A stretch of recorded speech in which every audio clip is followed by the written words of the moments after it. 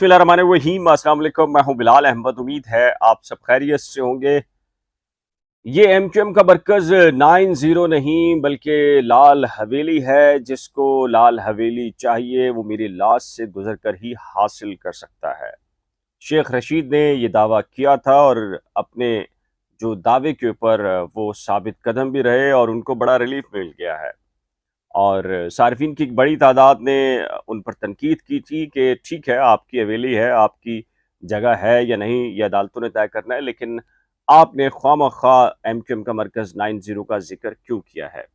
क्या इम्तियाजी सलूक की वजह से किया है या पॉलिसीज़ की वजह से किया है? और बुनियादी मकसद आपका क्या है कि आपकी हवेली का तनाज़ा आपकी जायदाद है, आपकी है या नहीं अदालतों ने तय करना है, लेकिन आपने तंज़ क्यों किया? क्योंकि एमक्यूएम का मरकज़ कराची में है और आपका जो भी घर या हवेली वो चूँकि रावलपिंडी में है और आप शायद बहुत सारे लोगों के करीब हैं, और चूँकि एमक्यूएम का जो मरकज़ है वो बहुत सारे लोगों से दूर हो चुका था, इस वजह से ये तंज़ किया। सार्फिन ने अच्छा खासा इस पर नाराज़गी का इज़हार किया है, लेकिन बहुत सारे लोगों ने कहा कि ये हकीकत भी है। चूँकि मामला कराची का और रावलपिंडी का था, तो डेफ़िनेटली यहाँ पर यही सलूक होता नज़र आया है। शेख रशीद को बड़ा रिलीफ मिल गया है जी इस केस में। जो 7 रोज़ का नोटिस था एडमिनिस्ट्रेटर मतरूका वक्फ अमलाक का, सेशन अदालत ने शेख रशीद और उनके भाई की दरख्वास्त समाअत के लिए मंजूर की है और जो नोटिस था, नोटिफिकेशन था, उसको सस्पेंड कर दिया है। इससे कबल जो मतरूका वक्फ अमलाक था उसने 7 रोज़ का नोटिस देते हुए शेख रशीद से कहा था कि हमने शेख रशीद को मुतअद्दिद बार ये कहा कि जी ये जो हवेली है, लाल हवेली तारीखी रावलपिंडी में, इस हवाले से शेख रशीद से कहा गया था कि वो दस्तावेज़ात पेश करें कि ये हवेली अगर उनके पास उनकी है तो ओरिजिनल, अगर वो मालिक हैं तो दस्तावेज़ात दें, लेकिन वो दस्तावेज़ात नहीं दे सके थे। तो इस वजह से जो मतरूका वक्फ अमलाक है उसने आखिरी हतमी नोटिस दिया था शेख रशीद साहब को।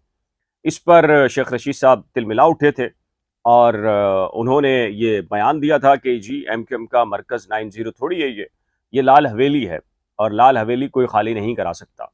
फिर वो सेशन अदालत गए, वहाँ से ये जो नोटिस है वो सस्पेंड करवा दिया है उन्होंने।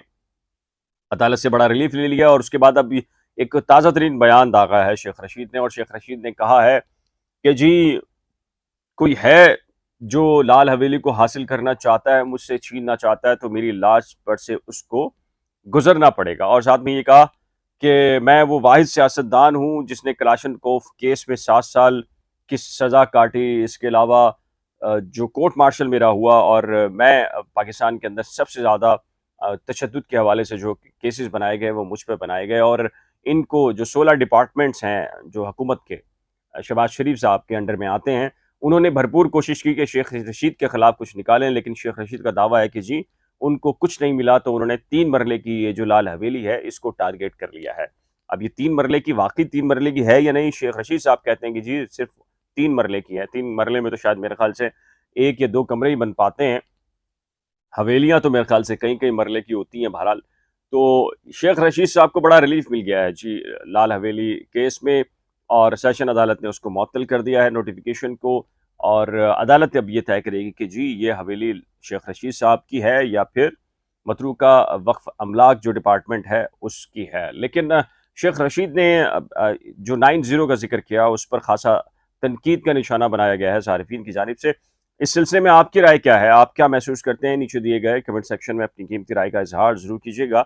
एक नए व्लॉग के साथ जल्द मिलेंगे, लेकिन जाने से पहले एक रिक्वेस्ट है कि जी अगर आपने करंट अफेयर्स विद बिलाल और नई खोज को अभी तक सब्सक्राइब नहीं किया तो बराए करम सब्सक्राइब, वीडियो को शेयर, लाइक और बेल आइकन को लाज़िम प्रेस कीजिएगा। खुदा हाफ़िज़।